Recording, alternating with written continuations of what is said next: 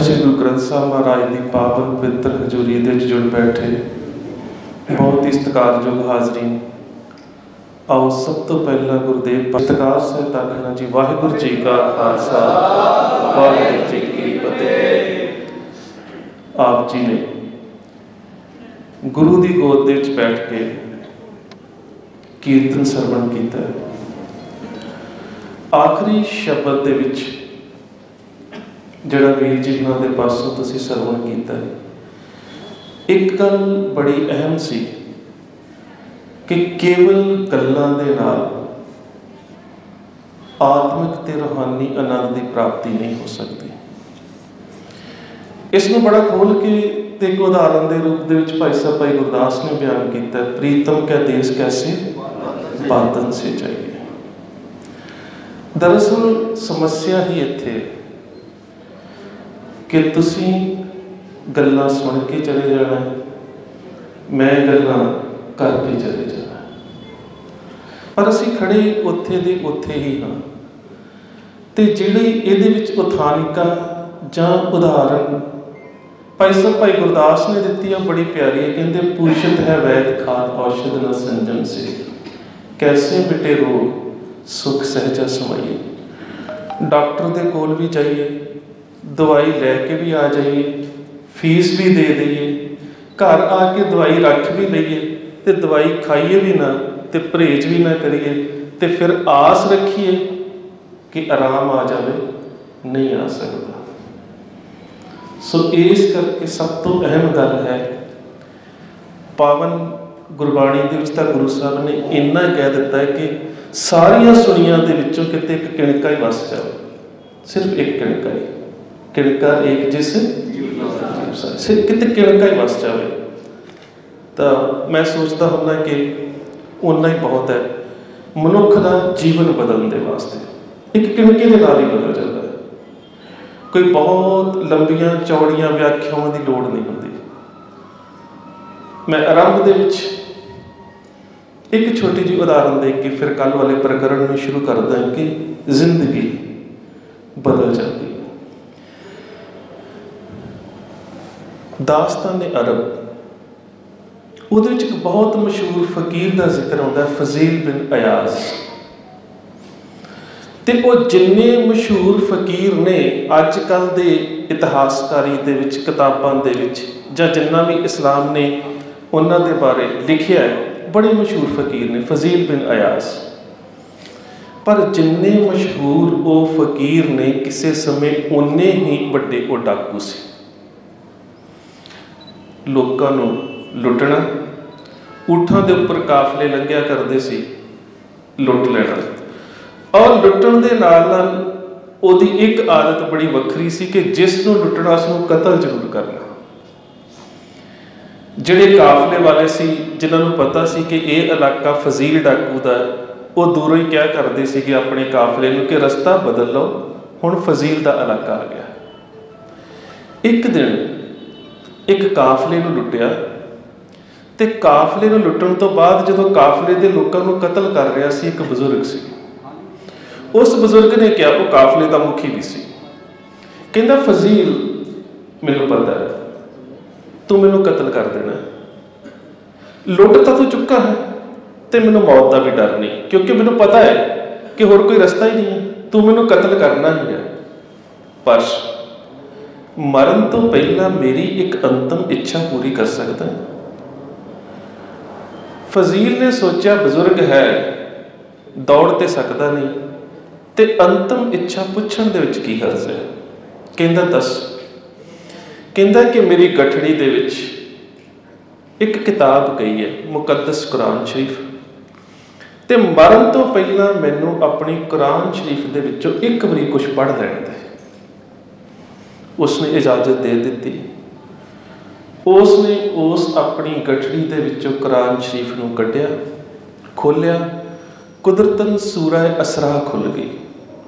जिहड़ियां 114 सूरतां ने उहदे विच सूरह असरा वो खुल गई, तो उहदे विच जिहड़ी उन्हें आयत पढ़ी उसका अर्थ सी, ऐ मनुख कि सारी जिंदगी गुनाह ही करता रहेगा, किसी समय तो गुनाहां की तलाफी कदी तो अपने गुनाहों की तौबा कर लै।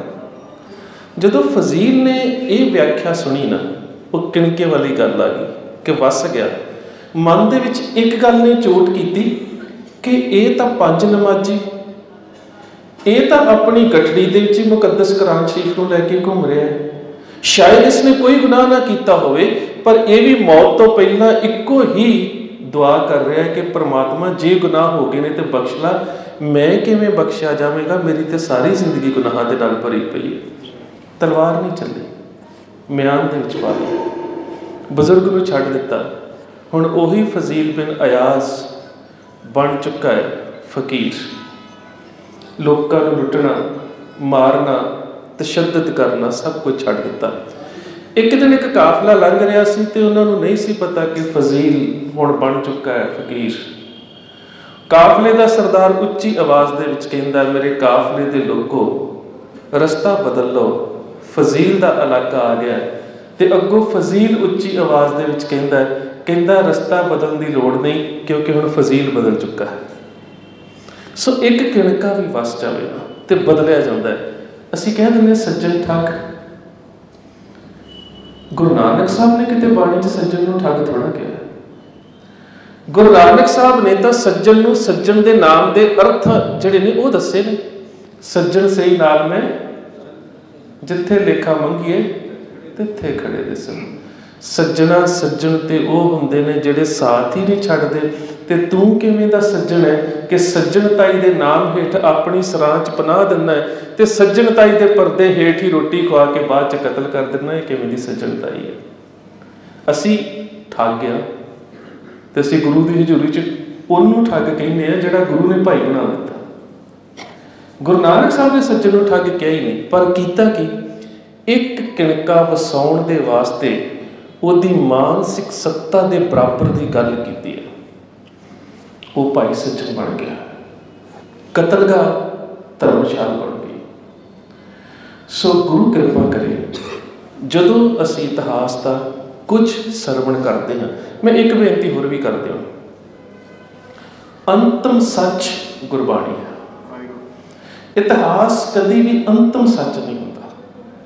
साडा इतिहास सच के नेड़े बहुत है, पर अंतम सच इस करके नहीं होंदा कि समय समय के अनुसार इतिहास के उपर नवीं खोजां होंदियां ने, नवे स्रोत आउंदे ने, ते कई बारी सानूं भी अपने आप नूं अपनी कई गल बदलनी पैंदी है, क्योंकि उदों तक साडे कोल वो सोर्स, वो रैफरेंसिस नहीं होंदियां। मिसाल के तौर पर मैं अगे चमकौर की जंग चों गल साझी करूँगा कि कई बारी अपनी कही गल जिहड़ी है उहनूं बदलना पैंदा है, पर इत्थे बदलाव नहीं है। गुरु पातशाह की बख्शिश की गुरबाणी अंतम सच है। इतिहास सच के नेड़े है, गुरबाणी के अनुकूल उसनूं साझा किया जा सकता, पर अंतम सच नहीं है। सो असीं हुण कलगीधर पातशाह गुरु गोबिंद सिंह महाराज दे जिथे कल गल खत्म की सी उत्थों ही गल शुरू करते हैं। मैं शुरुआत दे विच गुरु गोबिंद सिंह महाराज के आनंदपुर साहब छड्डण तो बाद एक परिवार का जिक्र करना है। कोशिश करियो कि अपना ध्यान उस परिवार की बहुत वड्डी एक समर्पण ते एक शहादत वाल केंद्रित करके रखियो, क्योंकि रात का जिहड़ा व्याख्यान है उन्होंने समझण दे विच सानूं आसानी होवेगी। कलगीधर पातशाह गुरु गोबिंद सिंह महाराज के कोल पहाड़ी राजियां ने भी बड़े मैसेंजर एलची कासद भेजे कि आनंदपुर साहब का किला छड्ड दिता जाए। अखीर समाणे का रहन वाला काजी वली हसन औरंगजेब की भेजी हुई एक मुकद्दस कुरान शरीफ लैके आता है, जिसका जिक्र साहिब श्री गुरु गोबिंद सिंह महाराज ने जफरनामे दे विच कीता है। गुरु गोबिंद सिंह महाराज कहते की ने, हुण तुसीं एक गल वेखो, मैं राती भी एक गल कही सी कि हिस्टोरियोग्राफी दे विच अहम तत्थ हुंदे ने कि उन्हां तत्थां दी शनाखत करनी। परिवार विछोड़ा पै चुका है, छोटे साहिबजादे वख ने, वड्डे साहिबजादे अखां दे सामने शहीद हो चुके हैं। तखत नहीं, ताज नहीं, राज नहीं, बाज नहीं, आनंदपुर साहब छड्डिया, सब कुछ हो चुका है। ये बावजूद एक चीज़ को संभाल के रखे। औरंगजेब नूं कहंदे ने तुरागर बबायत बकौले कुरान बनिस्दे शमारा रसानम हमा। जफरनामे विच औरंगजेब जे तू अपनी भेजी हुई मुकद्दस कुरान शरीफ वेखना चाहुंदा है जिहदे उपर तू ये गल लिखी सी कि तशरीफ दर कस्बा कांगड़ कुनद वज़ा पस मुलाकात बाहम शबद कि गुरु गोबिंद सिंह महाराज तुसी आनंदपुर साहब के किले नूं छड्ड के दीना कांगड़ के इलाके वाल आ जाओ। बनिस्दे शमारा रसानम हमा, मैं तेरी भेजी हुई मुकद्दस कुरान शरीफ नूं संभाल के रखिया होया। कितनी वड्डी गल है कि औरंगजेब की भेजी हुई धार्मिक किताब नूं संभाल के रखिया है। तो जफरनामे च बकायदा उसकी रैफरेंस दी है, बनिस्दे शमारा, जदों चाहे तो जिन्नी जल्दी चाहे मेरे को आके तो उसनूं वेख सकता है। हुण इत्थे एक बड़ा अहम नुकता जिसनूं समझण दी लोड़। अक्सर तुसीं सुनिया होवेगा गल्लां साझियां करते हैं, कथा करते हैं या इतिहास की गल करते हैं। साडे वीर कई बारी स्टेज के उपरों ये गल कहिंदे भी ने ते किताबां दे विच भी लिखी हुई है कि पहाड़ी राजिਆਂ ने ते औरंगजेब ने गुरु साहब नाल धोखा कीता। पढ़िया जी तुसीं? असीं कहने नहीं हैं। गुरबाणी दे विच गुरु नूं कहा जाता अछल, जिहड़ा छलिया ना जा सके, जिहड़ा धोखे दे विच ना आ सके, तो जिहड़ा किसी दे धोखे का शिकार हो गया कि वह गुरु है? नहीं। दरअसल घाट कित्थे है कि असी इस सारे प्रकरण की सच्चाई जिहड़ी है उहदा पक्ष नहीं समझण का यतन किया। गुरु साहब नाल धोखा नहीं होया तो ना गुरु नूं धोखा दिता जा सकता है। गुरु साहब ने धार्मिक किताब ते धर्म की रस्म, पहला पंडित परमानंद आया सी, उस तो बाद काजी वली हसन आया। धार्मिक किताब ते धर्म की रस्म ते धर्म के अकीदे हेठ जिहड़ा धोखा किया जा रहा सी उसनूं साडे सामने नशर करके रखिया। हुण किवें? गुरु गोबिंद सिंह महाराज आनंदपुर साहब ना छड्डदे की जंग ना हुंदी, इन्ना वड्डा घेरा सी, उत्थे जंग हुंदी, ये गल वखरी है, कुछ समा बाद हो जाती जां फिर कुछ समा ज़्यादा हुंदी। ये दो संभावनावां ने, ये भी अंतम सच नहीं। जंग फिर भी हुंदी, शहादतां फिर भी हुंदियां। ते फिर जिहड़े अज दे समय 'च साडे तर्कवादी जे एक तरह के विद्वानां ने जन्म लै लिया, उन्होंने पता की कहना सी? गुरु ने गलती की। जे किते गुरु औरंगजेब की गल मन के आनंदपुर साहब का किला छड्ड दिंदे ना तो फिर कुछ नहीं सी होना, फिर साडी व्याख्या ये होनी सी। दूजी गल असीं की कहनी सी भी गुरु पातशाह अपने उपदेशों च कुछ होर कहिंदे ने ते दरअसल करनी कुछ हो रहा।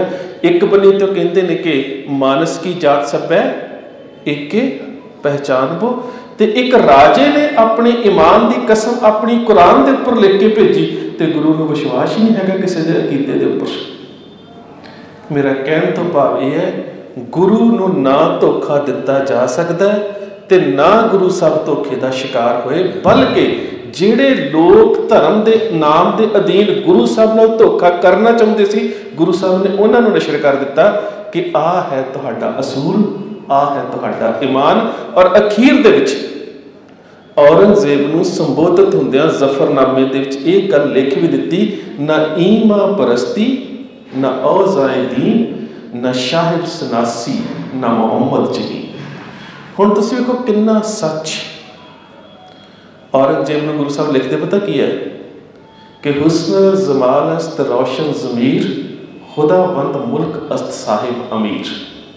दुश्मन है औरंगजेब दुनियावी नज़रां दे विच, पर गुरु साहब झूठ नहीं बोलते कदे। गुरु साहब कहते औरंगजेब तू सोहना भी बहुत है, हुस्न जमाल रोशन ज़मीर, दिमाग का भी तेज ते चलाक है, घोड़सवार भी तू बहुत वधिया है, खुशिश शाहे शाह शाह औरंगजेब के चलाक हस्त दस्त चाबक रकेब। घोड़सवार भी तू चंगा है, तलवारबाज भी चंगा है, दिमागी तौर पर चलाक भी है, तो शक्ल के पक्ष तो भी सोहना है, पर घाट कित्थे है? ना ईमा परस्ती, तू ईमान परस्त नहीं है, धोखेबाज है। तू हथ दे विच कुरान लैके जो कह रहा है वो कर नहीं रहा, ना ईमा परस्ती, ना औज आए दी औज रूहानियत, ना तेनू अपने दीन की रूहानियत का पता। तू कहता है कि मैं सारे हिंदुस्तान में एक दीन के झंडे हेठ लैके आना, पर दीन की रूहानियत की हिंदी तेन खुद नहीं पता। ना ईमा परस्ती, ना औज आए दी, ना शाहिब सनासी, ना तेन रब की शनाखत है। तो जे तीन चीज़ां तेरे च नहीं जन्म लिया, ना तू ईमान परस्त होया, ना तेरे च रूहानियत ने जन्म लिया, ना तेन खुदा की शनाखत आई, यदा मतलब ना मुहम्मद यकीन, तो फिर तू अपने पैगंबर दी सिक्ख्यावां ते भी नहीं चलता। यही तेरी काट है। सो कलगीधर पातशाह गुरु गोबिंद सिंह महाराज के कोल जो काजी वली हसन एक कुरान शरीफ लैके आता है, तो पातशाह आनंदपुर साहब का किला छड्डते हैं। शहादत पहलियां शहादत शाही टिब्बी के उपर भाई उदय सिंह, भाई मनी सिंह जी के सपुत्र अपने 50 सिंघां दे नाल लड़ते शहीद होंदे ने। दूसरा मुकाबला होंदा है झक्खियां पिंड की जूह दे विच। झक्खियां पिंड के सामने ये सरसा का आनंदपुर साहब वाला पासा, इत्थे भाई जीवन सिंह जी जिहड़े गुरु तेग बहादुर साहब का सीस लैके आए थे, उन्होंने नाल पहली सिख शहीद बीबी भिखा भाई आलम सिंह की पत्नी ते भाई बज्जर सिंह की बेटी जिहड़े गुरु साहब के गतके के उस्ताद से, वो उत्थे शहीद होंदे ने 100 सिखां दे नाल। तीसरा मुकाबला होंदा है सरसा नूं पार करदे, जिथे बहुत सारे सिंह शहीद होंदे ने, कुछ सरसा दे विच रुड़दे भी ने, ते कुछ सिंह जींदे बाहर जाके निकल जाते हैं, वख-वख इलाकों वाल नूं जाते हैं, तो कुछ गुरु साहब के नाल ने। परिवार का विछोड़ा उत्थे हो जाता है। जदों सरसा नूं पार किया जाता है तो अगले पासे गुरु साहब चले जाते हैं कोटला निहंग खान, तो रस्ते दे विच एक मुकाबला होंदा है मलकपुर रंगड़ा पिंड दे विच, जिथे भाई मनी सिंह के सपुत्र भाई बचित्र सिंह जख्मी हो जाते हैं, तो 100 सिख उत्थे शहीद हो जाता है। हुण गुरु गोबिंद सिंह महाराज पहुँचे ने कोटला निहंग खान, भाई निहंग खान के घर। हुण इस सारे घटनाक्रम नूं समझण की बहुत जरूरत है। गुरु गोबिंद सिंह महाराज उत्थे पहुँचे 7 पो बिक्रमी कैलेंडर के मुताबिक 7 पो की सवेर उत्थे पहुँच गए।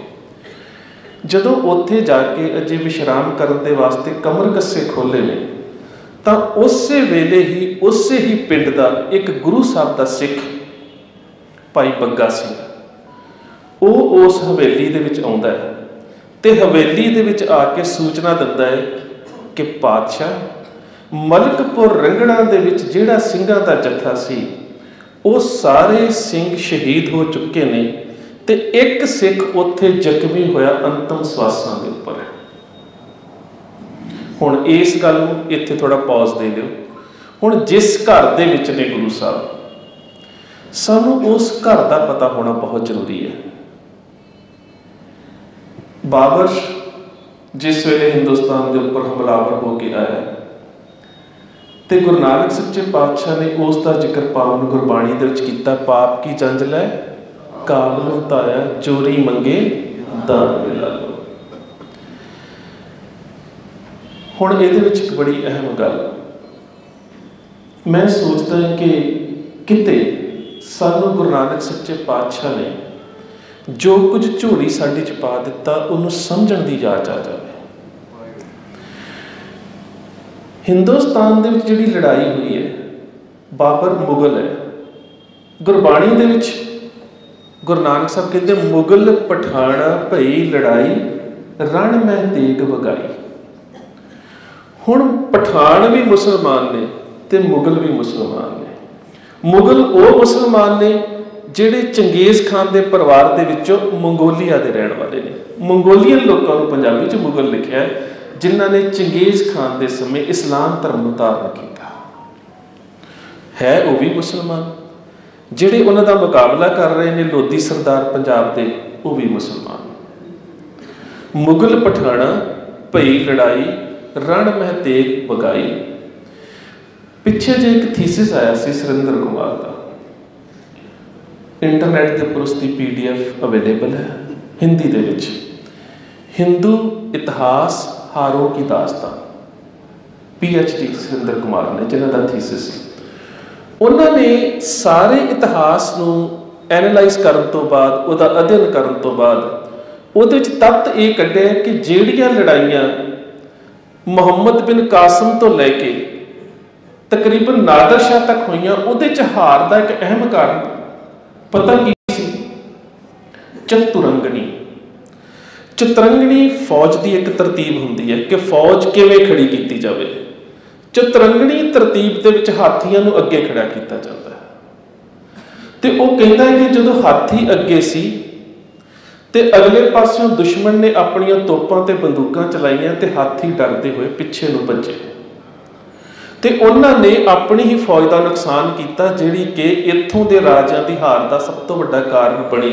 और सब तो वड्डी गल है कि इस थीसिस नूं बहुत पढ़िया जा रहा, बहुत प्रचारिया जा रहा, इंज किया जा रहा जिवें बड़ी वड्डी खोज है। निसंदेह है अज के समय, पर असी कभी गुरु पातशाह की बाणी नूं पढ़न का ते समझण का यतन किया? पातशाह कहते मुगल पठाना भई लड़ाई, रण मैं तेग बगाई, उन्हां तुपक तान चलाई, तुपक तोप, उन्होंने तोप चलाई, इन्नी हस्त चढ़ाई हस्ती हाथी, ते इन्हां दे हाथी डरदे मारे पिछे नूं भजे, जिहड़े इन्हां दी हार दा कारण बने। हुण तुसीं वेखो कि गुरु नानक सच्चे पातशाह ने वार स्ट्रैटजी, जिहड़ी युद्ध की नीति है, उहदा अध्ययन उदों ही कर दिता, ते सानूं अज दीयां खोजां चंगियां लग रहीआं ने। उहदा कारण कि असीं गुरु साहब दे वेले जो कुछ सी उसनूं पढ़न दा यतन ही नहीं कीता। खैर, बाबर दे नाल कुछ पठान भी आए, और उन्हां पठाणां दे विच एक बहुत ही वधिया सुभाਅ दा पठान सी शाह सुलेमान खान। शाह सुलेमान खान जदों बाबर दे नाल आया ते बाबर दे अगे दिल्ली चला गया, ते शाह सुलेमान खान नूं आनंदपुर साहब दे लागे दा, उदों आनंदपुर साहब नहीं सी वसिया, मैं इलाका करके कह रहा, उदों ये 3 पिंड सीगे, माखोवाल, सहोता ते मटोर, ये 3 पिंड सी। इहदे लागे दा इलाका उन्होंने बहुत वधिया लगा। उन्होंने लगा कि पहाड़ियां ने, सूफी सुभाਅ दा बंदा सी, उन्हें उत्थे रहना शुरू किया। अगों उसका बेटा सी सुल्तान खान, सुल्तान खान का बेटा सी शमस खान, ते शमस खान का बेटा सी नुरंग खान, ते नुरंग खान का बेटा सी निहंग खान, जिहदे नाम के उपर एक पिंड है।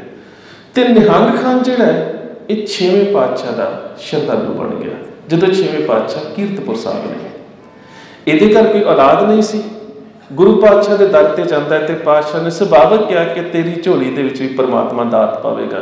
इहदे घर एक बच्चे ने जन्म लिया, नाम रखा गया आलम खान, ते एक बच्ची ने जन्म रखा नाम रखा गया मुमताज। 7वें पातशाह इस घर दे विच आए, 6वें पातशाह इस घर दे विच आए, 9वें पातशाह 2 वार इस घर दे विच आए, ते गुरु गोबिंद सिंह महाराज 2 वारी पहला आ चुके ने। आलम खान की जदों मंगनी हुई है ना, उदों भी आए, तो हुण तीसरी वारी फिर इस घर दे विच आए। मेरा दस्सण तो भाव ये सी कि जिस घर दे विच गुरु गोबिंद सिंह महाराज आनंदपुर साहब के किले नूं छड्ड के आए ने, उस घर के संबंध गुरु घर दे नाल पुराने जुड़े हुए सी। गुरु साहब इस घर दे विच जदों आए, भाई बग्गा सिंह ने आके सूचना दी कि सारे सिंह शहीद हो चुके हैं मलकपुर रंगड़ा वाले, एक सिंह जख्मी हालत दे विच पिया है। हुण तुसीं एक गल का ख्याल करियो, मैं राती भी एक गल कही सी कि नुकते समझने जरूरी होंदे ने। जदों सारे सिंह शहीद हो चुके ने, उत्थे जिहड़ी फौज की अगवाई दुश्मन के वल्लों मलेरकोटले वाले नवाब ते सरहंद वाले कर रहे हैं, दिल्ली की फौज के आए जिहड़े नवाब ने, जिन्हां दे ख्वाजा खिजर महमूद अली खान है, वह भी उत्थे है। इसका मतलब तो यही है ना कि उत्थे फौज का कब्जा हो चुका है, तो सिख फौज शहीद हो चुकी है। इसका मतलब कि उत्थे जाना ते जख्मी सिख नूं चुक के लैके आना किन्ने खतरे का काम है, जिहड़ा इलाका दुश्मन के कब्जे च आ चुका मलकपुर रंगड़ा। गुरु साहब के नाल वड्डे साहिबजादियों तो बिना 40 सिंह भी ने, तो गुरु साहब उन्हां सिंघां दे विचों भी किसी को भेज सकते हैं, पर गुरु साहब जख्मी हुए भाई बचित्र सिंह नूं लैके आउण वास्ते भेजते हैं बाबा अजीत सिंह नूं, साहिबजादा अजीत सिंह। कि अजीत सिंह जी तुसी जाओ तो दुश्मन के दल के विच जख्मी पे भाई बचित्र सिंह नूं चुक के लैके आओ। साहिबजादा अजीत सिंह भाई बुढ़ा सिंह नूं नाल लैके जाते हैं तो जाके उत्थे बचित्र सिंह नूं नाल लैके आउंदे ने। बचित्र सिंह बहुत ज़्यादा जख्मी हो चुका है, शरीर चों बहुत ज़्यादा खून वग चुका है, ना तो युद्ध कर सकता है तो ना घोड़सवारी कर सकता है। एक घोड़े के उपर उसनूं लटा के लिया जाता है कोटला निहंग खान के घर।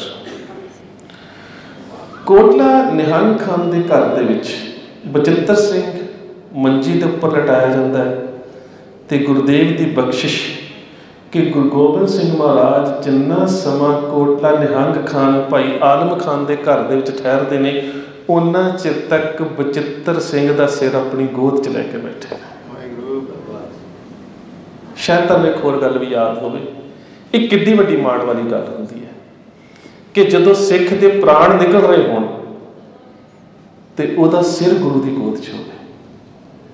भाई मुगलो 6वें पातशाह के समय होया महराज की जंग दे विच ते जदों बड़े सिंह सिख उत्थे शहीद हो गए 6वें पातशाह के समय ते पातशाह शहीद होए सिखां दे जदों संस्कार करते हैं ना तो कल्ले कल्ले सिख का सिर अपनी गोद च लैंदे ने। हुण मुगलो शहीद नहीं होया ते मुगलो अखां दे विच अथरू घेर रहा है ते 6वें पातशाह पुछदे ने मुगलो की गल, शहादतां वेख के घबरा गया, अखां च हंझू, लड़िया तो बहुत सोहना सी, हुण अखां च हंझू क्यों ने? पातशाह किते मैं भी शहीद हो जाता तो मेरा भी सिर तुहाडी गोद च हुंदा। पातशाह इस गल का रंज है कि जिहड़े शहीद हो गए किन्ने चंगे ने कि उन्हां दे सिर तुहाडी गोद दे विच ते मैं तो वैसे बैठा होया। सुभाविक कहंदे पातशाह कहंदे चल मैं तेरे नाल वादा करदा जदों तेरे प्राण निकलणगे तेरा सिर गुरु की गोद च होवेगा। 6वें पातशाह ज्योति जोत समा गए, 7वें पातशाह ज्योति जोत समा गए, 8वें पातशाह ज्योति जोत समा गए, 9वें पातशाह गुरु तेग बहादुर साहब मालवे के इलाके च गए, सिखां दे नाल शाम नूं बैठे विचार कर रहे हैं, प्रवचन कर रहे हैं। एकदम अपने नाल दे साथी नूं कहंदे ने भाई दयाला जी नूं कहंदे घोड़े तैयार करो छेती एक पिंड दे विच जाना है। उस पिंड दे विच गए, जाके पुछदे ने मुगलों का घर किहड़ा है। किसी ने दस्सिया मुगलों बड़ा बजुर्ग हो चुका है तो बिल्कुल मौत के बिस्तर के उपर पिया। पातशाह घोड़े ते सवार होकर सीधे उहदे घर दे विच गए, घोड़े तो उतरे तो जाके 9वें पातशाह ने भाई मुगलों का सिर अपनी गोद दे विच रख लिया। कहंदे मुगलों तैनूं कहा सी ना मैं 6वें जामे दे विच कि जदों तेरे प्राण निकलणगे तेरा सिर मेरी गोद दे विच होवेगा। सो इत्थे भाई बचित्र सिंह का सिर कलगीधर पातशाह गुरु गोबिंद सिंह महाराज की गोद दे विच। शामां पईआं पातशाह के नाल दे सिंघां ने चमकौर वाल नूं चाले पा दिते। ये चमकौर चले गए पर बचित्र सिंह नहीं सी जा सकता। जदों सिंघां दे घोड़े उत्थों निकले तो सब तो पहला आलम खान की पत्नी ने ते आलम खान की भैन बीबी मुमताज़ ने सारे घर दे विचों घोड़े के पैरों के निशान साफ किए। अजे ये सब कुछ करके हटे ने, गुरु साहब चमकौर जा चुके ने, बचित्र सिंह जिहड़ा है वो बहुत ज़्यादा खून वग चुका है, अंतिम स्वासां दे उपर है। तो सवेरे 8 पो नूं रोपड़ की चौंकी का फौजदार जाफर बेग ने आके पिंड नूं घेरा पा लिया, क्योंकि उहदे तक सूचना मिल गई कि इत्थे गुरु गोबिंद सिंह महाराज आए थे। सारे पिंड नूं घेरा पा लिया। ये परिवार भी बड़ा अमीर सी, मैं तुहानूं दस्सिया कि बाबर दे नाल आया सी। सो अमीर परिवार के नाल पुलिस का पेश आने का तरीका थोड़ा जिहा आम बंदे नाल वखरा हुंदा है। जाफर बेग भी फौजदार सी, इन्हां दे घर गया तो निहंग खान के बेटे आलम खान नूं पुछदा है, कहंदा कि जे तुहानूं इतराज़ ना होवे असीं तुहाडे घर की तलाशी लेना चाहुंदे हां। जदों इन्हां नूं इह पता लगा सी पिता ते पुत्तर नूं कि पिंड नूं घेरा पा चुका है जाफर बेग, घर की तलाशी जरूर होवेगी, तो इन्हां ने जिस कमरे दे विच भाई बचित्र सिंह जख्मी पिया सी उस कमरे दे विच अपनी बेटी मुमताज नूं भी भेज दिता, दरवाजा बाहरों बंद कर दिता। तो जिस वेले जाफर बेग ने सारे घर की तलाशी लई, तलाशी लैके घर चों बाहर निकल लगा तो कुदरती एक दरवाजे के उपर नज़र पई जिहड़ा दरवाजा बंद सी। तो पुछदा आलम खान ये कमरा बंद क्यों है, ये दरवाजा बंद क्यों है। हुण बड़े कॉन्फिडेंस के नाल, बहुत ही ज़्यादा दृढ़ता के नाल ते स्वै विश्वास के नाल, जिस तरह सारे घर दे विच पहला सलाह की गई सी, निहंग खान कहंदा जाफर बेग मेरी बेटी और मेरा दमाद राती आए सी, लेट बहुत हो गए, थके हुए सी, आराम कर रहे ने, जेकर तू चाहना है तो मैं दरवाजा खोल के विखा सकता। वेखो इस्लाम का उन्हां दा समाज दे विच एक परंपरा है कि गैर मर्द औरतों के कमरे च नहीं जाता।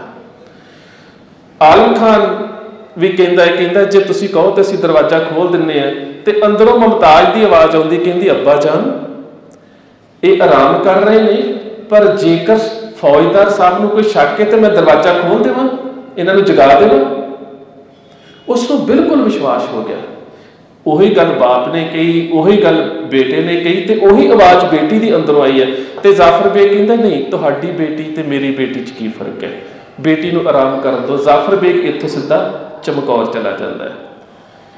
8 पो की तकरीबन अद्धी रात तो बाद भाई बचित्र सिंह शहादत दे जाते हैं। उन्हों की शहादत तो बाद हुण मुसलमान घर है तो सिख की हुई है शहीदी, तो उन्होंने सिखा की मर्यादा अंतिम संस्कार की नहीं पता। पिंड के विचों 2 सिखा बुला के लिया जाता, एक तो भाई बग्गा सिंह जिन्हों ने आके खबर दी सी कि सिख जख्मी पिया, एक भाई गुरसा सिंह। इन्हों बुला के 8 पो की अद्धी रात जो 9 पो का दिन चढ़न वाला है, तो उस वेले इन्हों की हवेली के भाई बचित्र सिंह का अंतिम संस्कार किया जाता है। अंतिम संस्कार करने तो बाद संस्कार करने के सारे निशान मिटाए जाते हैं। और अज भी तुहानूं किते गुरुद्वारा भट्ठा साहब जाने का मौका मिले तो बचित्र सिंह का वो स्थान इन्हां दे घर दे विच है जिथे उन्हां दा अंतिम संस्कार किया गया। हुण इस परिवार की जिहड़ी कह सकते हो कि समर्पण है सिक्खी के प्रति, मैं तुहानूं कहा सी कि इस परिवार की घालना याद रखियो, क्योंकि रात वाले लैक्चर के जो असीं गल करनी नबी खान ते गनी खान की, तो नबी खान ते गनी खान जिहड़े ने वो भाई आलम खान की भूआ के बेटे से। फिर असीं गल करनी राय कल्ले की, जिन्हें अपने नौकर नूरे नूं भेज के छोटे साहिबजादियां की शहादत की खबर दवाई सी। वो जिहड़ा राय कल्ला है वो भाई आलम खान का सहुरा है। फिर सानू पता लगेगा कि मलेरकोटले के नवाब ने हा का नारा मारिया सी, ते गुरु गोबिंद सिंह महाराज ने जिहड़ी किरपान अज मलेरकोटले पई है वो किरपान राय कल्ले नूं दित्ती सी कि मेरे वल्लों एक किरपान मलेरकोटले के नवाब नूं दे दिओ। ये मलेरकोटले वाला नवाब राय कल्ले का रिश्तेदार सी। सो इत्थों हुण तुहानूं थोड़ा जिहा जिहड़ियां गल्लां मैं रात नूं साझीआं करनियां ने, तुहानूं पता लग जाएगा कि इन्हां पठान परिवारां दी आपस च रिश्तेदारी की सी। गुरु साहब चमकौर साहब चले गए। हुण इस घर का एक थोड़ा जिहा जिक्र कर लीए।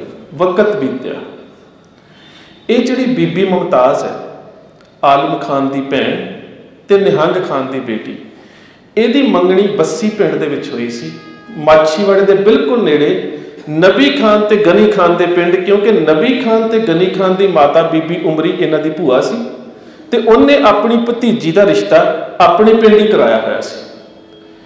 साल के बाद बीबी उमरी गनी खान नूं लैके आई ते आके अपने भरा नूं कहंदी है कि जिस घर दे विच मुमताज़ का रिश्ता किया होया वो बार बार जिहड़े कह रहे हैं कि निकाह की तरीक मुकर्रर कर दिओ, फिर हुण असीं निकाह कर दईए, विआह कर दईए उसका। तो उस वेले निहंग खान कहंदा ठीक है, असीं परिवार दे विच सलाह करके ते तुहानूं निकाह की तरीक मुकर्रर करके सुनेहा भेज दिंदे आ। ते मुमताज उस वेले बोलदी अब्बा जान कैसा सुनेहा, कि एक विधवा का कभी दोबारा विआह हो सकता? सारिਆਂ ਦੇ पैरों हेठों जमीन निकल गई। आलम खान की माता सी बीबी जैना, वो कहती बेटी तू की कह रही है भी तेरा तो अजे विआह होया ही नहीं। तो कहती अब्बा जान याद नहीं जिस दिन बचित्र सिंह मौत के बिस्तर के उपर पिया सी, जाफर बेग ने घर नूं घेरा पा लिया सी, मैं बचित्र सिंह की खिदमत दे विच हाजिर सी, उसने पूछा सी अंदर कौन है, ਤੇ ਤੁਸੀਂ ਕਿਹਾ ਸੀ ਕਿ ਮੇਰੀ ਬੇਟੀ ਤੇ ਮੇਰਾ ਦਮਾਦ ਤੇ ਮੈਂ ਹੁਣ ਇੱਕ ਸ਼ਹੀਦ ਦੀ ਪਤਨੀ ਬਣ ਚੁੱਕੀ, ਮੇਰੇ ਨਾਂ ਦੇ ਸਿਰ ਦਾ ਤਾਜ ਸ਼ਹੀਦ ਹੈ, ਮੇਰੇ ਨਾਲ ਸ਼ਹੀਦ ਦਾ ਸ਼ਬਦ ਜੁੜ ਚੁੱਕਾ ਹੈ, ਹੁਣ ਮੈਂ ਕਿਵੇਂ ਵਿਆਹ ਜਾਂ ਨਿਕਾਹ ਕਰਾ ਸਕਦੀ ਹਾਂ?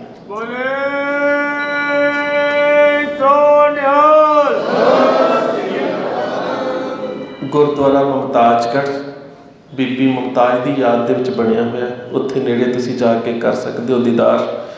ਬੀਬੀ ਮੁਮਤਾਜ਼ ਨੇ ਸਾਰੀ ਉਮਰ ਵਿਆਹ ਨਹੀਂ ਕਰਾਇਆ ਔਰ ਹਰ ਵੇਲੇ ਹੱਥ ਦੇ ਵਿੱਚ ਤਸਬੀਹ ਰੱਖਦੇ ਸੀ, ਕਿਉਂਕਿ ਮੁਸਲਮਾਨ ਪਰਿਵਾਰ ਦੇ ਵਿੱਚੋਂ ਸੀ। ਤੇ ਤਸਬੀਹ ਦੇ ਉੱਪਰ ਕਹਿੰਦੇ ਪਤਾ ਕੀ ਸੀ? ਵਾਹ ਵਾਹ ਗੋਬਿੰਦ ਸਿੰਘ ਭਾਣੇ ਕਾ ਖਾਵੰਦ ਗੁਰੂ ਗੋਬਿੰਦ ਸਿੰਘ। ਸਿਰਫ ਇੱਕ ਗੱਲ ਹਮੇਸ਼ਾ ਆਪਣੀ ਜ਼ੁਬਾਨ ਤੇ ਕਿਹਾ ਕਰਦੇ ਸੀ। ਸੋ ਕਲਗੀਧਰ ਪਾਤਸ਼ਾਹ ਗੁਰੂ ਗੋਬਿੰਦ ਸਿੰਘ ਮਹਾਰਾਜ ਚਮਕੌਰ ਪਹੁੰਚੇ ਨੇ। ਚਮਕੌਰ ਜਿਸ ਵੇਲੇ ਪਹੁੰਚੇ ਤਾਂ ਉਸ ਵੇਲੇ ਹਕੀਮ ਮਿਰਜ਼ਾ ਅਲਾ ਯਾਰ ਖਾਂ ਜੋਗੀ, ਜਿੱਥੇ ਮੈਂ ਗੱਲ ਰਾਤੀ ਖਤਮ ਕੀਤੀ ਸੀ ਲਾਹੌਰ ਵਾਲੇ, ਉਹ ਆਪਣੀ ਰਚਨਾ ਗੰਜੇ ਸ਼ਹੀਦਾਂ ਦੇ ਸ਼ੇਰ ਦੇ ਵਿੱਚ ਕਹਿੰਦੇ ਨੇ ਕਿ ਕਲਗੀਧਰ ਪਾਤਸ਼ਾਹ ਗੁਰੂ ਗੋਬਿੰਦ ਸਿੰਘ ਮਹਾਰਾਜ ਜਦੋਂ ਚਮਕੌਰ ਦੀ ਗੜੀ ਦੇ ਵਿੱਚ, ਕੱਚੀ ਗੜੀ 'ਚ ਵੜਨ ਲੱਗੇ ਨਾ, ਤੇ ਉਸ ਵੇਲੇ ਭਾਈ ਦਇਆ ਸਿੰਘ ਨੂੰ ਮੁਖਾਤਿਬ ਹੋ ਕੇ ਪਤਾ ਕੀ ਕਹਿੰਦੇ ਨੇ? जिस खित्ते में हम कहते थे आना जे वही है, कल लुट के जिस जगह से जाना जे वही है, मिट्टी जे कह देती है ठिकाना जे वही है। ये वो जगह है जिथे दुनिया की सब तो वड्डी जंग लड़ी जाएगी। इस मिट्टी की अजमत नूं मैं सलाम भेंट करदा, सिजदा भेंट करदा कि इत्थे होण वाला जंग दुनिया का विलखण जंग होवेगा। कलगीधर पातशाह गुरु गोबिंद सिंह महाराज, दो वड्डे साहिबजादे ते सिंह चमकौर की गढ़ी दे विच। चमकौर की गढ़ी बहुत छोटी सी। आ जिहड़ियां तुसीं हुण एनीमेटेड ते कार्टून फिल्मां दे विच बहुत वड्डे किले दे वांगू वेखदे, इस तरह कुछ नहीं सी। जेकर पुरातन स्रोतां दे विच वेखीए तां बहुत छोटी कच्ची गढ़ी, कच्चियां कंधां ते एक बाला बाम एक छोटा जिहा उच्चा कच्चा कोठा, इस तों वध उत्थे कुछ भी नहीं। गुरु साहब ने ਉਹਦੇ दरवाजे के उपर दो सिखां नूं तैनात किया, भाई मदन सिंह ते भाई काठा सिंह। उन्हां दे पिछे दो सिख होर बिठाए ने, भाई शेर सिंह ते भाई नार सिंह, कि जेकर ये पहले दो शहीद हो जाएंगे तो उस तो बाद इस जगह को तुसीं संभालोगे। उस तो पिछे फिर दो सिख ने, भाई बख्शीश सिंह ते गुरबख्शीश सिंह। ये 6 सिख जिहड़े ने ये दरवाजे के उपर दो दो करके खड़े कर दिते हैं। सारिया दीवारां दे नाल 8-8 तीर अंदाज सिंह जिहड़े ने वो खड़े कर दिते हैं, जिन्होंने समझा दिता है कि सवेरे जंग इवें लड़नी है। तकड़ाई दे वास्ते 3 सिंह, भाई आलम सिंह, भाई दान सिंह ते भाई धर्म सिंह, 5 प्यारिਆਂ ਦੇ ਵਿੱਚੋਂ। ਉਹਨਾਂ ਨੂੰ ਕਿਹਾ कि तुसीं सारे पासे दी नज़र रखनी है, पर हुण रात नूं तुसीं विश्राम करो, सवेरे जंग असी इस तरह लड़नी है। सारिया जिहड़ियां पोजीशन, सारे ढंग, योजना, किहड़े हथियार किवें वरतने ने, सारे समझा दिते। हुण कलगीधर पातशाह गुरु गोबिंद सिंह महाराज उस छोटे जे कमरे दे विच चले गए। सिंह जिहड़े ने हुण हालात वेखो कि आनंदपुर साहब 8 महीने घेरा पिया रहा। घेरा पाउण वाली फौज की गिणती कितनी होगी? ज्ञानी ज्ञान सिंह तवारी गुरु खालसा कहते हैं कि इस गिणती नूं शब्दां दे विच लिख के बयान नहीं किया जा सकता, पर कहते कि जेकर एक उदाहरण दे विचों समझना होवे तो मैं ये गल कह सकदा कि इस घेरा पाउण वाली फौज का सिपाही अपनी एक एक मुट्ठी मिट्टी की भर के भी आनंदपुर साहब वाल सुट्टे तो मिट्टी दे आनंदपुर साहब नूं दबिया जा सकता। गिणती ते गुरु गोबिंद सिंह महाराज चमकौर की गढ़ी में घेरा पाउण वाली फौज की गिणती की गल कहते हैं, बरंगे मगस बेशुमार आयदश, मया तेगो तीरो तफंग आयदश। बरंगे मगस काली पोशाक वाली फौज ते गिणती जिस तरह मैनूं पता नहीं, असी माझे दे विच उहनूं डूमणा कहने आ, जिहड़ा मक्खियां दा छिड़ जांदा, शहद वालियां मक्खियां दा, जिवें शहद वालियां मक्खियां दा जिहड़ा छत्ता हुंदा है ਉਹਦੇ ਚੋਂ ਮੱਖੀਆਂ ਛਿੜ ਜਾਂਦੀਆਂ ਨੇ ਤੇ ਉਹਨਾਂ ਦੀ ਗਿਣਤੀ ਨਹੀਂ ਕੀਤੀ ਜਾ ਸਕਦੀ। ਪਾਤਸ਼ਾਹ ਕਹਿੰਦੇ ਕਿ ਫੌਜ ਦੀ ਗਿਣਤੀ ਇੰਨੀ ਹੈ, ਬਰੰਗੇ ਮਗਸ ਬੇਸ਼ੁਮਾਰ ਆਇਦਸ਼, ਮਿਆਂ ਤੇਗੋ ਤੀਰੋ ਤਫੰਗ ਆਇਦਸ਼, ਕਿ ਇਸ ਤਰ੍ਹਾਂ ਦੇ ਨਾਲ ਜਿਸ ਤਰ੍ਹਾਂ ਇੱਕ ਸ਼ਹਿਦ ਦੇ ਮੱਖੇ ਦੇ ਵਿੱਚ ਛੱਤੇ ਦੇ ਵਿੱਚੋਂ ਮੱਖੀਆਂ ਨਿਕਲਦੀਆਂ ਨੇ ਤੇ ਸਾਰੇ ਤੀਰਾਂ ਤਲਵਾਰਾਂ ਤੇ ਬੰਦੂਕਾਂ ਦੇ ਨਾਲ ਲੈਸ ਹੋ ਕੇ ਚਮਕੌਰ ਵੱਲ ਆ ਰਹੇ ਨੇ।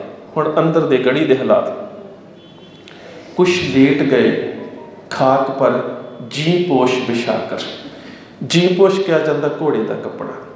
हुण मैं पहला गल कीती सी कि 8 महीने का घेरा खाण दे पहनण दे ये हालात ने कि कई बारी सिख पातशाह नूं कहिंदे ने ऐसो हाल हमारा पिओ हाड़ चाम हमरो गल गयो। बरसात के दिन खाण नूं कुछ नहीं, हालात बुरे, सारे पासे घेरा, कुछ खाण दे वास्ते रस्त अंदर नहीं आ रही। सो कुछ लेट गए खाक पर जी पोश बिछाकर। कोई कपड़े नहीं कोल, पर घोड़ जी पोश किया जाता घोड़े की काठी के उपर जिहड़ा थल्ले कपड़ा विछाया जाता है। सिखां ने घोड़ियां दी काठियां के कपड़े उतारे ते उन्हां नूं जमीन ते विछा के लेट गए। पहरा कुछ देने लगे तलवार उठाकर। जिन्हां 3 सिंघां की ड्यूटी लाई सी उन्होंने पहरा देना शुरू कर दिता। गोबिंद भी शबाश हुए खैमे में जाकर।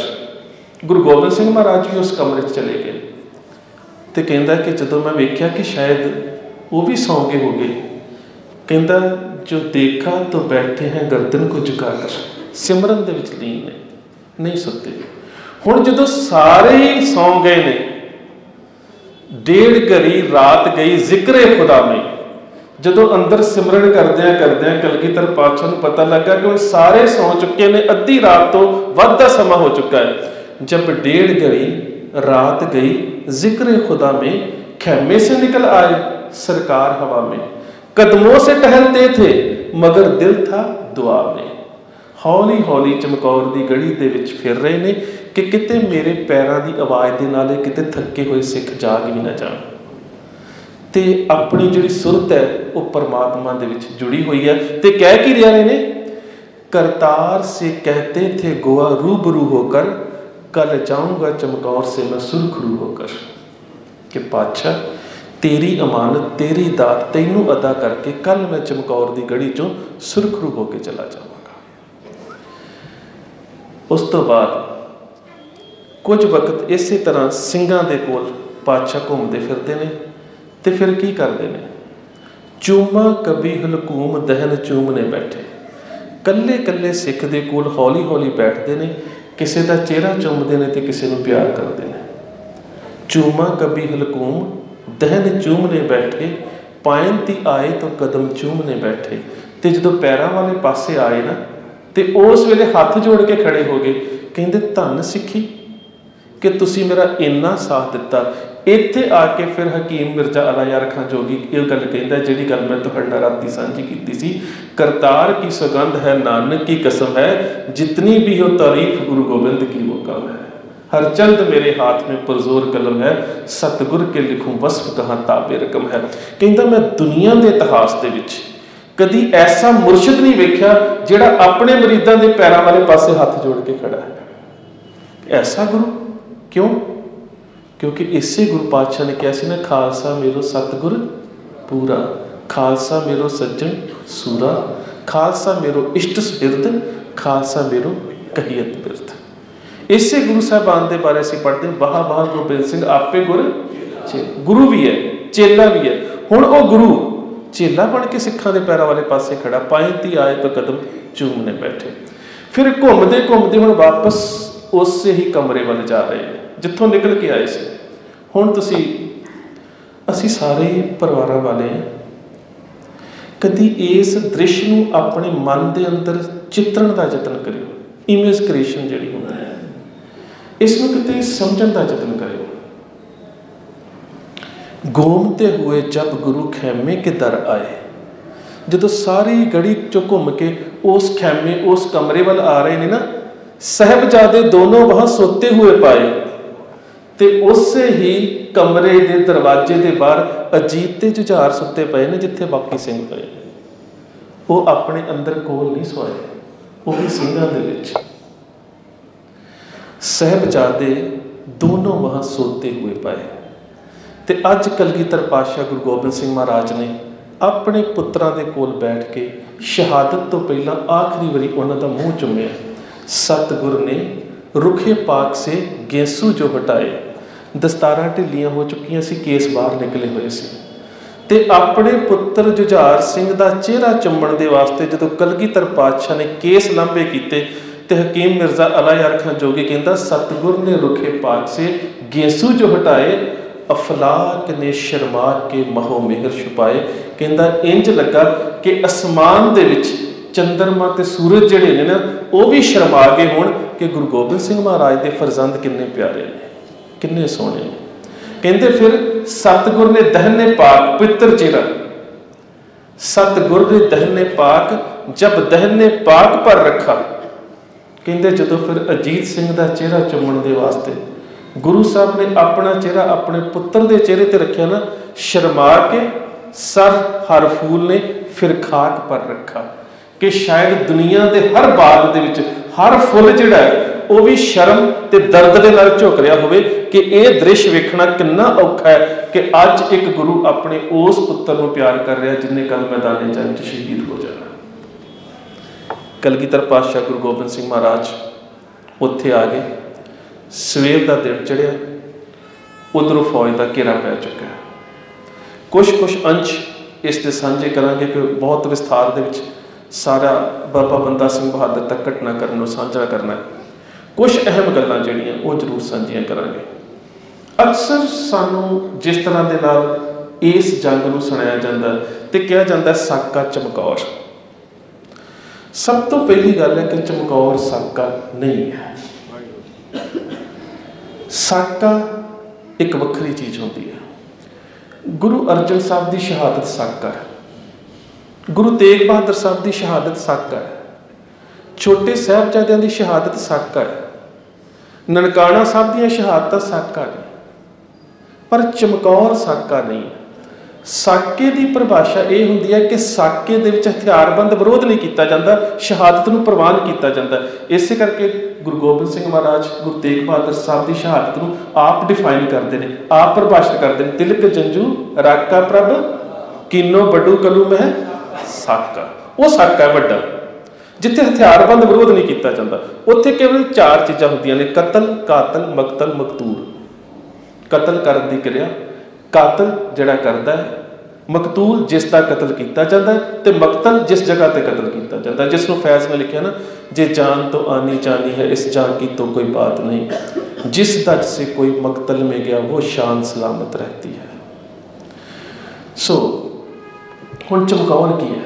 पातशाह कहते चुदीदम बा नाहर बा आमद बा जंग चशीदे चके तीर मन बेदरंग। इत्थे शब्द है जंग, चमकौर जंग है, चमकौर साका नहीं। सो सवेरे ये जिहड़ी दुनिया की विलखण जंग होनी है, और इस जंग के बारे सानू केवल तो केवल यही गल कह दी जाती है कि 5-5 दे 8-8 दे 2-2 दे जत्थियां दे विच सिंह बाहर निकले ते दुश्मन दे नाल लड़ के शहादतां प्राप्त कर गए। किहड़े सी ये सिंह? वैसे मैनूं इन्हां 40 सिंघां दे नाम ते परिवारां दा तकरीबन पता है। मैनूं उस कर्मवार दा पता है कि किहड़ा सिंह पहलां निकलदा है। मिसाल के तौर पर कलगीधर पातशाह गुरु गोबिंद सिंह महाराज सब तो पहला जिहड़ी मैं गल कीती सी जिहड़े तीर अंदाज खड़े कीते ने। वेखो जंग का एक असूल है कि उन्हां समयां दे विच जंग दे विच सब तो पहला अस्त्र की वरतों की जाती है कि दुश्मन नूं दूर रखा जाए अपने टिकाणे तो। उहदे वास्ते तफंग, बंदूक और तीर कमान, इन्हां 2 चीज़ों की वरतों की जाती है। हुण जदों वो सिंह तीर चला रहे ने ते बाहरों फौज जिहड़ी है वो भी अंदर आउण दा यतन कर रही है, ते उन्हां दे बहुत सारे सिपाही जिहड़े सीगे वो मारे गए।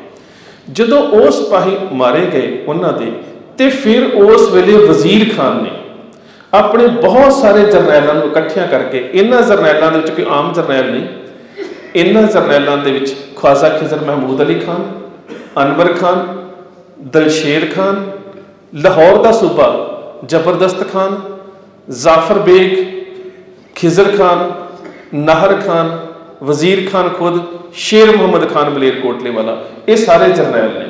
ये तो अलावा जानी खान ते मानी खान ते 29 जरनैल वो जेड़े 29 परगने सरहद के अधीन आउंदे सी, जिन्हां दे कोल 42,000 फौज, 7,000 घोड़सवार ते 49 तोपां सी। अहकामे आलमगीरी एक फारसी की किताब है, उसदे च इसदा सारा जिक्र है। ਇਹ ਸਾਰੇ ਜਰਨੈਲ ਨੇ ਤੇ ਕਹਿੰਦਾ कि किन्ने इस तरह मरते रहोगे, किन्ने तुसीं इस तरह मराउंदे रहोगे। कोई जरनैल तो निकले ना बहादरी दे नाल, कोई जरनैल इन्नी बहादरी करे जिहड़ा जाके सीधा जाके चमकौर की गढ़ी जिहड़ी है उसका दरवाजा खोलण का यतन करे। जाफर बेग, वही जाफर बेग जिहड़ा रोपड़ की चौकी का इंचार्ज सी ते कोटला निहंग खान के घर गया सी।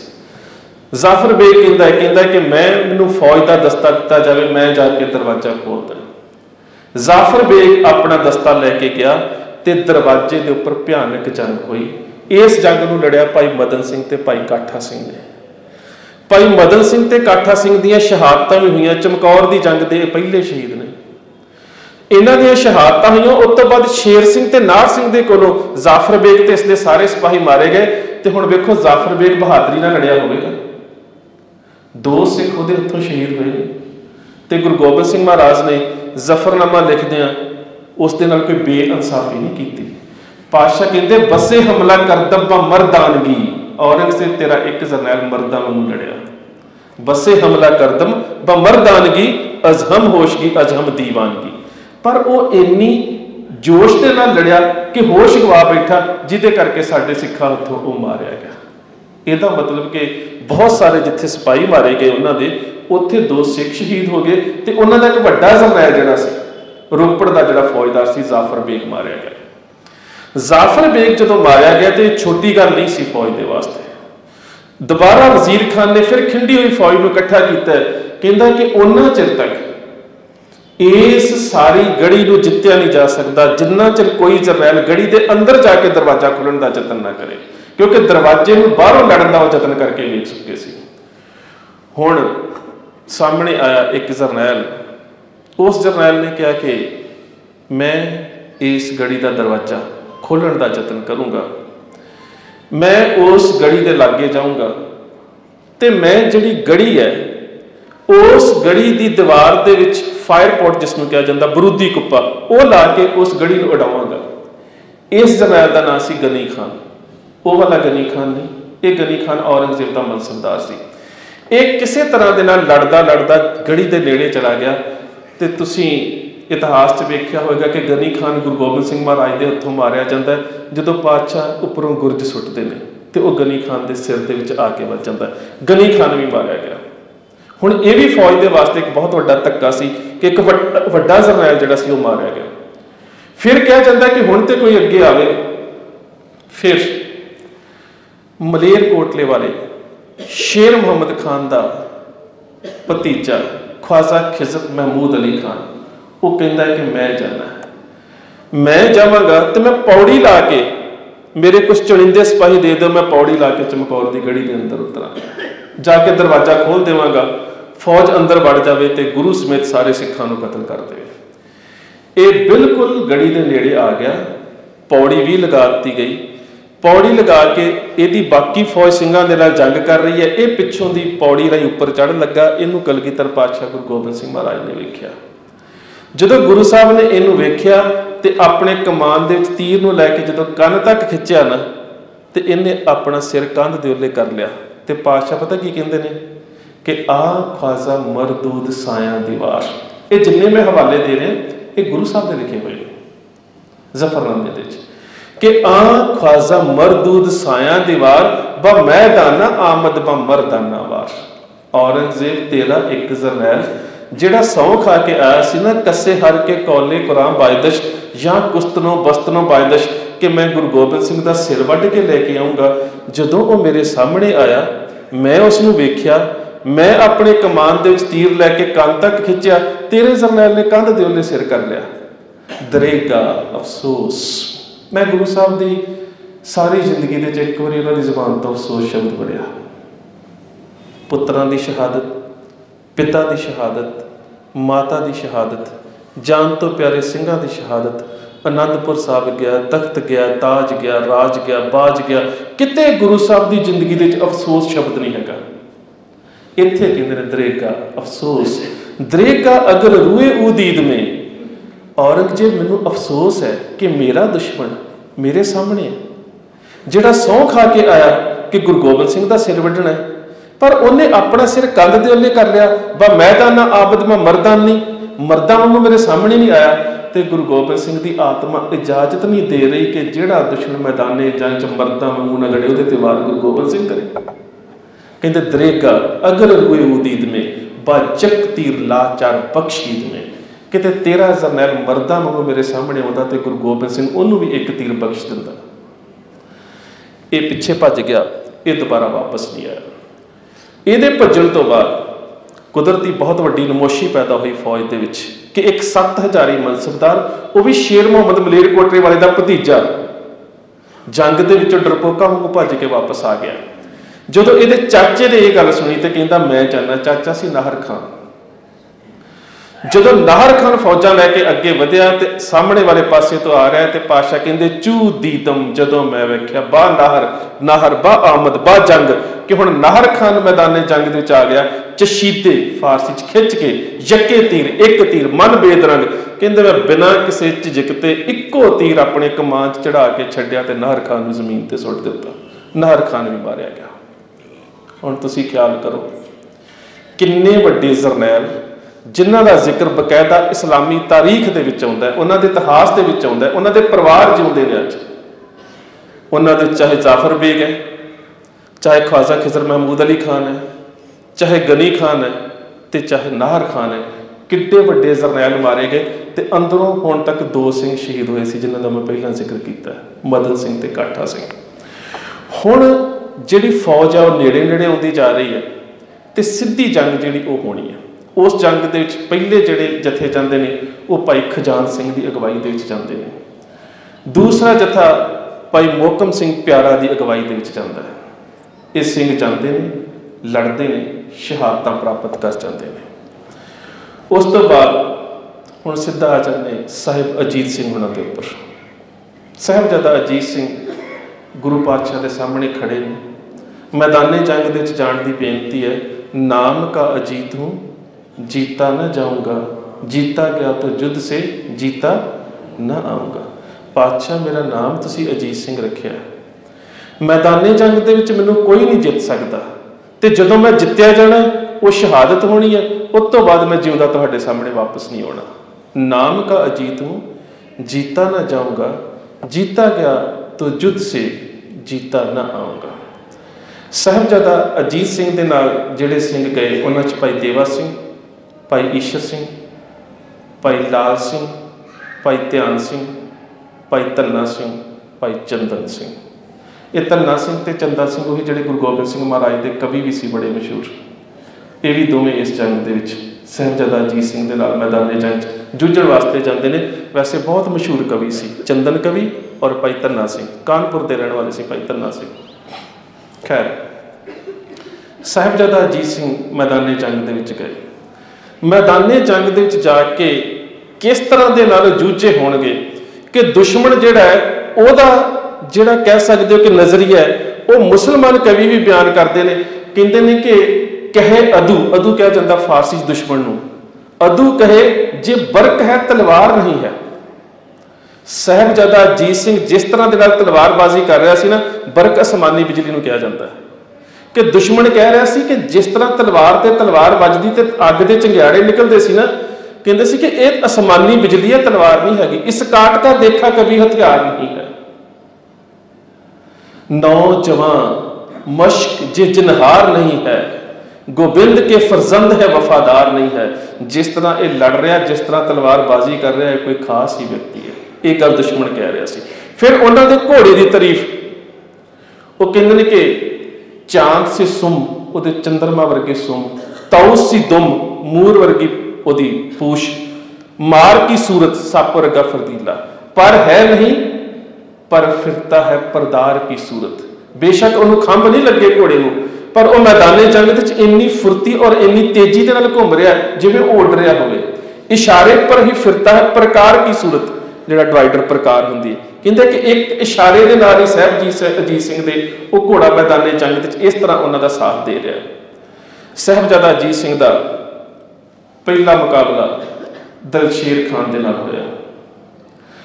दलशेर खान साहिबजादा अजीत सिंह के नाल जिसनों द्वंद युद्ध कहा जाता, कल्ले नाल कल्ला जूझ रहा है।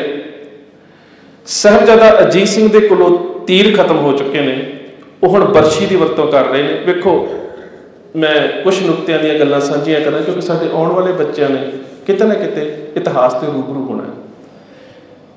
ਇੱਕ ਹੁੰਦੇ ਨੇ ਅਸਤਰ। ਅਸਤਰ ਹਮੇਸ਼ਾ ਦੂਰੋਂ ਚਲਾਇਆ ਜਾਂਦਾ ਹੈ।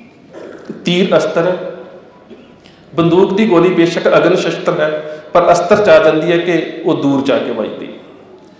ਇੱਕ ਹੁੰਦੇ ਨੇ ਅਸਤਰ ਸ਼ਸਤਰ, ਜਿਹੜੇ ਹੱਥ 'ਚ ਫੜ ਕੇ ਵੀ ਚਲਾਏ ਜਾਂਦੇ ਨੇ ਤੇ ਛੱਡੇ ਵੀ ਜਾਂਦੇ ਨੇ, ਜਿਸ ਤਰ੍ਹਾਂ ਕਿ ਬਰਸ਼ੀ, ਨੇਜਾ, ਸੂਆ, ਸਾਂਗ। ਇਹ ਸਾਰੇ ਉਹ ਨੇ ਜਿਹੜੇ ਤੁਸੀਂ ਹੱਥ 'ਚ ਫੜ ਕੇ ਵੀ ਵਰਤੇ ਹੋ ਤੇ ਦੂਰੋਂ ਛੱਡੇ ਵੀ ਜਾ ਸਕਦੇ ਆ।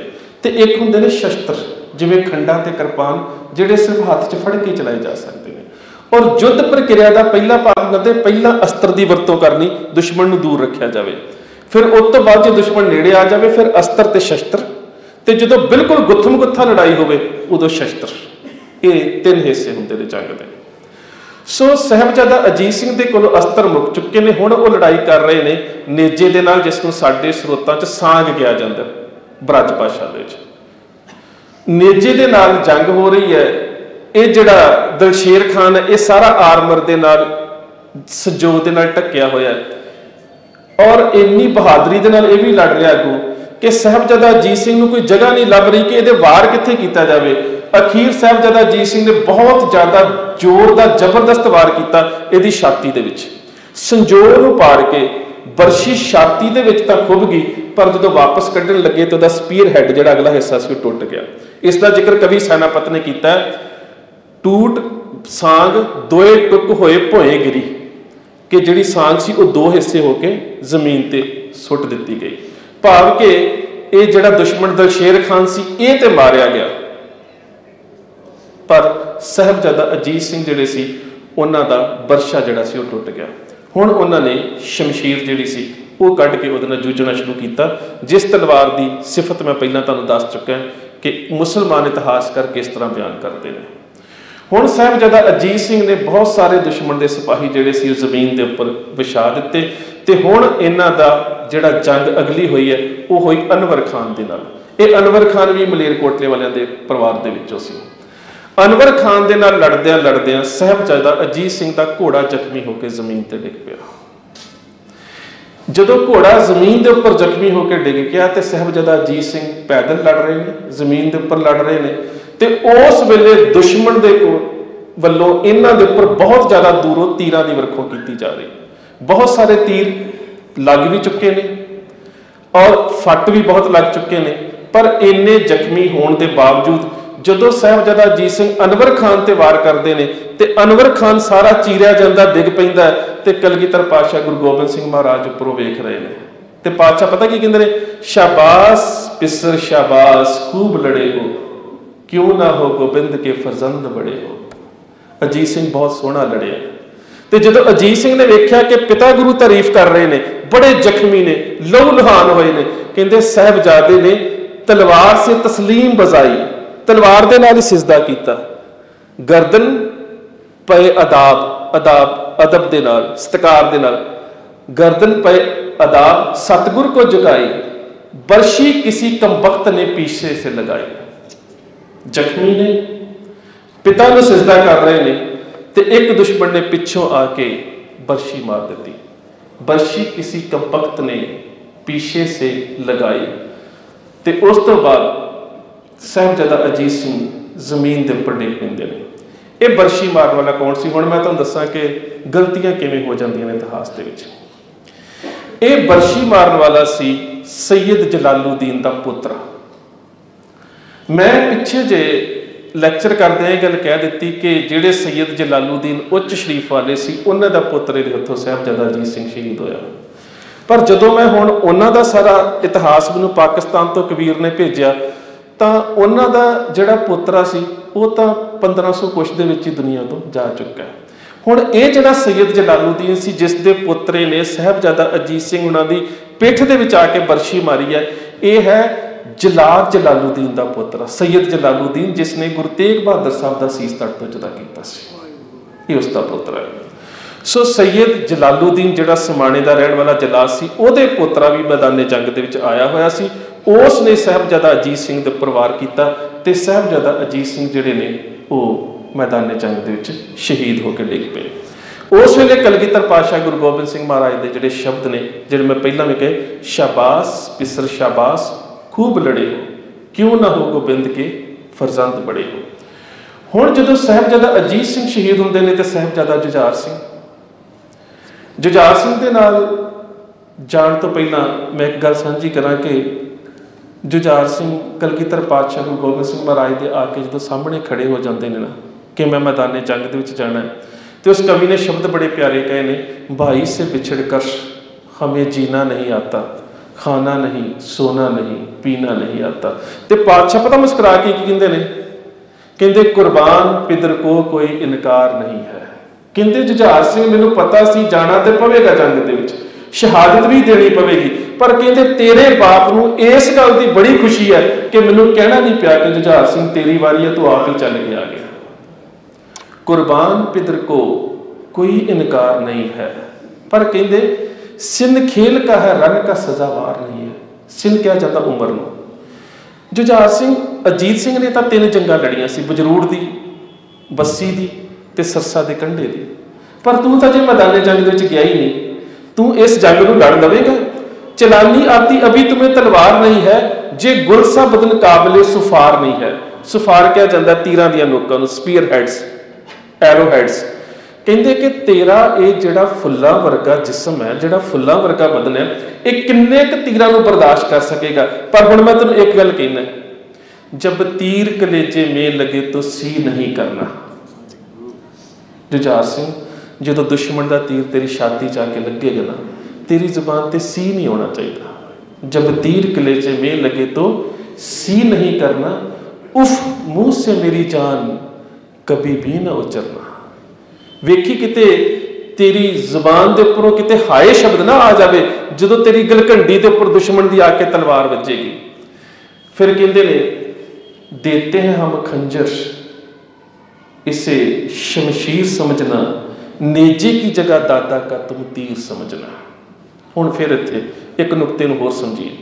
ਸਾਹਿਬਜ਼ਾਦਾ ਅਜੀਤ ਸਿੰਘ ਵੀ ਤੇ ਜੰਗ 'ਚ ਇਸੇ ਤਰ੍ਹਾਂ ਹੀ ਗਏ ਸੀ, ਪਰ ਕਾਰਨ ਕੀ ਹੈ ਕਿ ਜਦੋਂ ਸਾਹਿਬ ਜੁਝਾਰ ਸਿੰਘ ਨੂੰ ਭੇਜ ਰਹੇ ਨੇ ਤੇ ਉੱਥੇ ਦਾਦੇ ਦਾ ਜ਼ਿਕਰ ਕਰ ਰਹੇ ਨੇ। नेजे की जगह दादा का तुम तीर समझना, जितने भी मरे इनसे उन्हें बेपीर समझना, जंग में होना नहीं कभी दलगीर समझना। हुण इत्थे साहिबजादा जुझार सिंह दे नूं दादे दे नाल क्यों एग्जाम्पल दे के कह रहे हैं कि तू अपने दादे दे मूंह जाना है? उहदा कारण है कि जिस उम्र दे विच साहिबजादा जुझार सिंह मैदाने जंग दे विच जा रहे ने, दादा गुरु तेग बहादुर साहब ने भी 14 साल की उम्र दे विच करतारपुर की जंग लड़ी सी।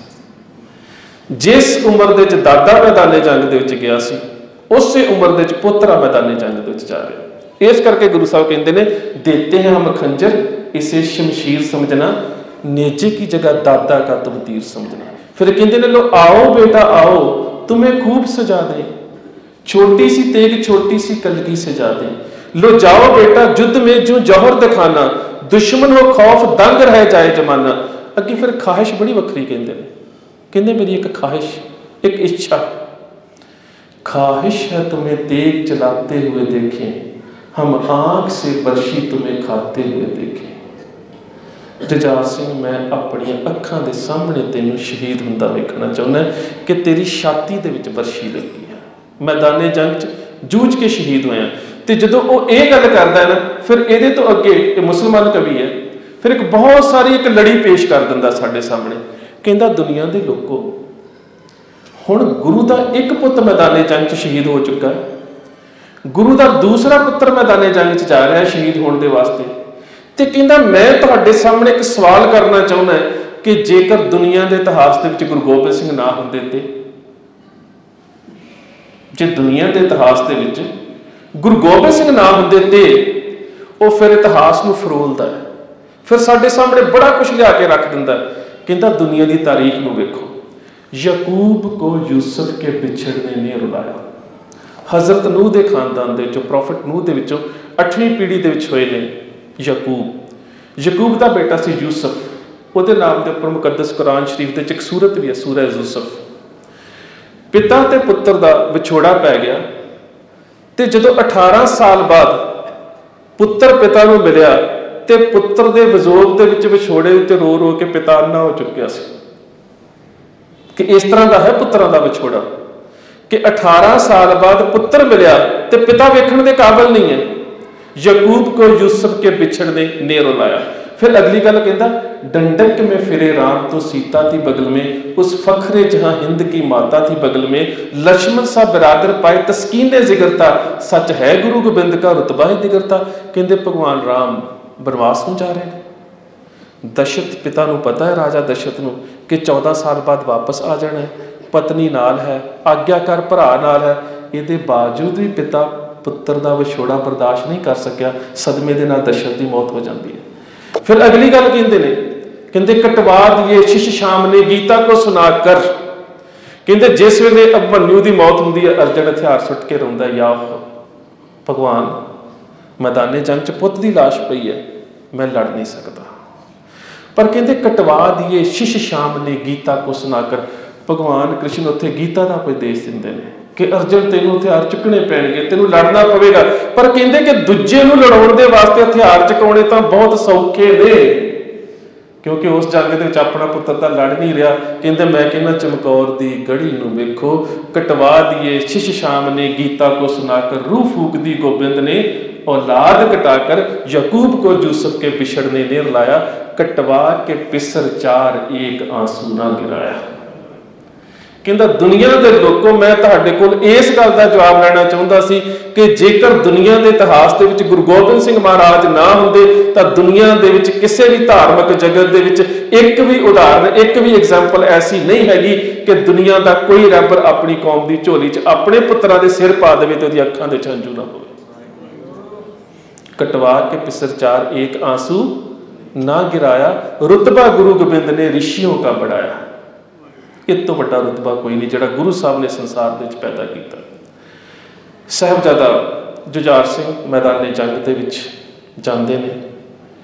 जंग किवें दी कीती होवेगी, उम्र ते 14 साल है ना, ते दुश्मन की लिख रहा है, 10-20 को जख्मी किया, 10-20 को मारा, खलास को मारा, कभी इबलीस को मारा, गुल मच गया अदू ने, एक तिफल ने 40 को मारा।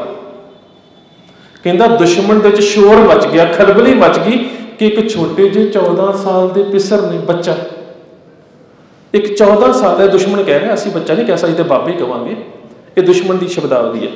कहते कि एक पिसर, एक गुरु के छोटे जे फरजंद ने 40 सिपाही जमीन से सुट देंगे।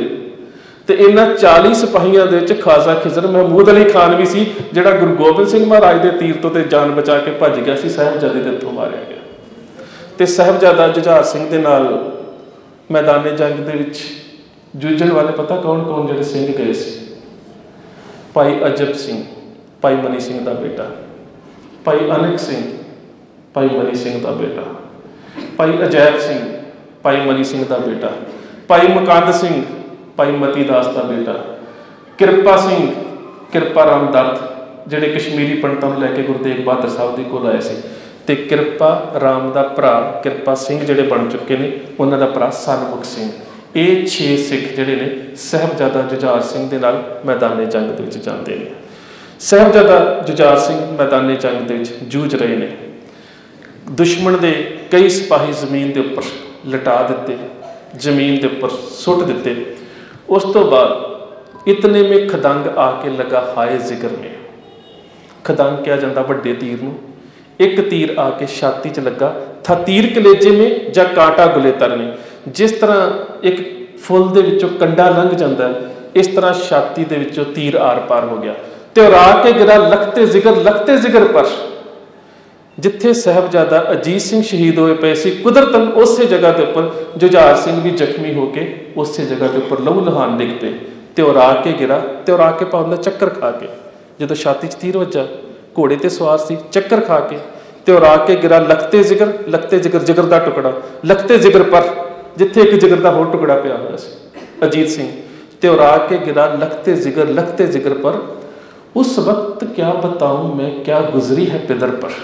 ये मुसलमान कवि कह रहा है कहता कि मैं सोच रहा सी कि जिहड़ा पिता अपने एक पुत्र की लाश के उपर दूजे पुत्र नूं शहीद हुंदा डिगदा वेख रहा उहदे उपर की बीतरी होवेगी। पर कहता मैं हैरान हो गया जदों कहता पातशाह ने पहलां ते इह गल कही, पियो प्याला पिर मुका सुमर भय असवार, आज खालसा खास भयो सतगुर के दरबार। ते नाल ही कह दिता बोले सो निहाल। कहता मैं हैरान सी, ऐसा गुरु हो सकता है। साहिबजादा जुझार सिंह बहुत ज़्यादा गंभीर जख्मी, और ये हुण कल्पना है, ये इतिहास नहीं है जिहड़ी गल मैं तुहाडे नाल साझी कर लगा। कुछ गल्लां नूं पेश करन दे वास्ते कई वारी जिहड़े कवि हुंदे ने कल्पना का सहारा लैंदे ने। हुण इत्थे मुसलमान कवि रहमानी जो कि एक बड़ी प्यारी कल्पना करता है, वो कहता कि इन्नी ज़्यादा मैदाने जंग दे विच उन्हां ने शिद्दत दे नाल बहादरी दे नाल लड़ाई की ना कि शायद उन्हां नूं प्यास लगी हुई सी साहिबजादा जुझार सिंह नूं। तो पता की कहता कि पीण नूं पानी नहीं सी। कहता कि शहजादे का जब आबे तेग तेग दा पानी खून, शहजादे का आबे तेग से जब हल्क हो गया, नादा लहू में भीग कर प्यासा ही सो गया।